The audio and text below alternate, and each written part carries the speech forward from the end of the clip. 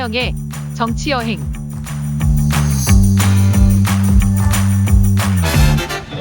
민주당 투쟁 대상은 김건희, YS, JP 비리도 눈감아. 민주당 지도부 입에서 정치인이 아니지만 윤석열 대통령의 버금가게 언급되는 이름이 있습니다. 대통령 배우자인 김건희 여사인데요. 5월 9일 기준 지난해 8월 말부터 열린 민주당의 104번의 최고위원회의 중 그의 이름은 63번 등장했습니다. 2번 중 약 1.2번꼴로 등장한 셈입니다.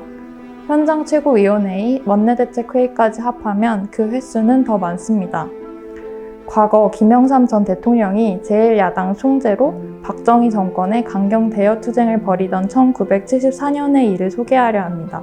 YS는 박정희 정권 2인자인 김종필의 서산농장 비리 의혹의 증거를 찾아서 보고한 박건훈 당시 비서실장에게 이렇게 말합니다. 나의 투쟁 대상은 박정희지 김종필이 아니네.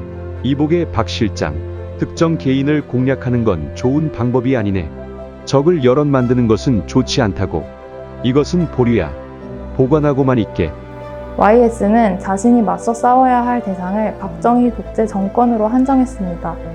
개헌투쟁이라는 정치적 목표에 집중했던 그는 마구잡이식 공격이 새길로 빠질 거라고 생각했습니다.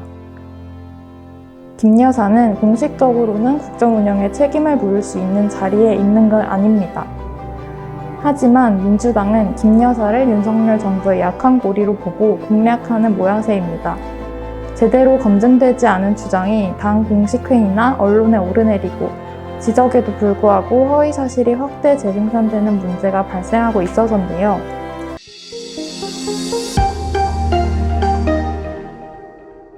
더불어민주당 우상호, 장경태 의원은 지난달 24일 각각 김 여사가 대통령실 이전 과정에서 외교부 공관을 방문할 때 정의용 전 외교부 장관 배우자에게 나가달라고 했다는 발언과 김건희 여사가 사진 찍을 때 조명을 사용했다는 주장을 한 것과 관련해 명예훼손 혐의로 검찰에 불구속 송치됐습니다.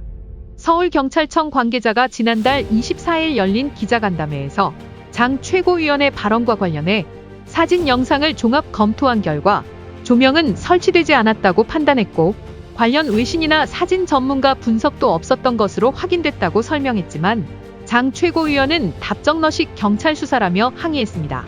장 최고위원은 지난달 26일 민주당 최고위원회의에서 약 4분 40초간 진행한 모두 발언 중 4분가량을 자신이 검찰에 송치된 것을 해명하는 데 썼습니다.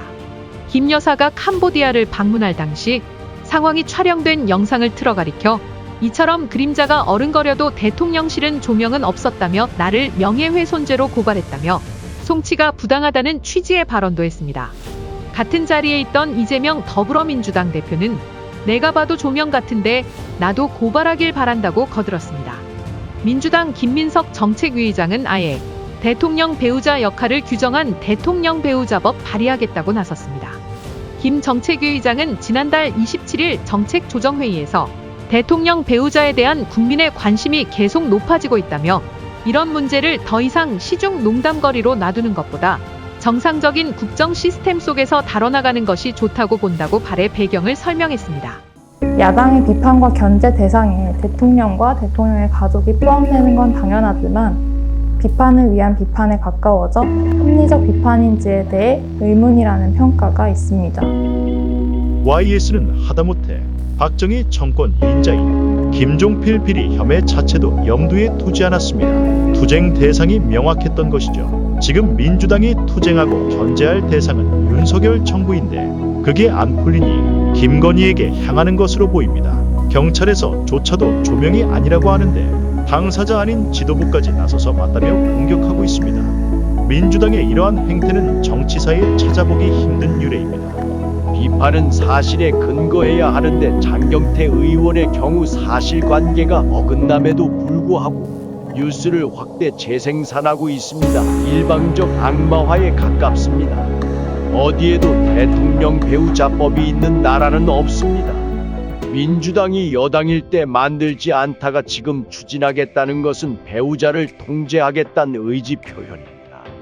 보복적 성격이 담긴 것으로 보입니다. 대통령실에서도 야당 공격이 비난 한도를 넘어서는 문제가 있으므로 제2부속실 신설 등 공식적으로 다룰 필요가 있습니다.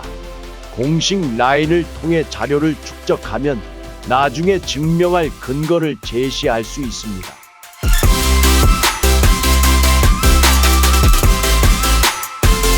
잠깐 여기를 눌러주세요.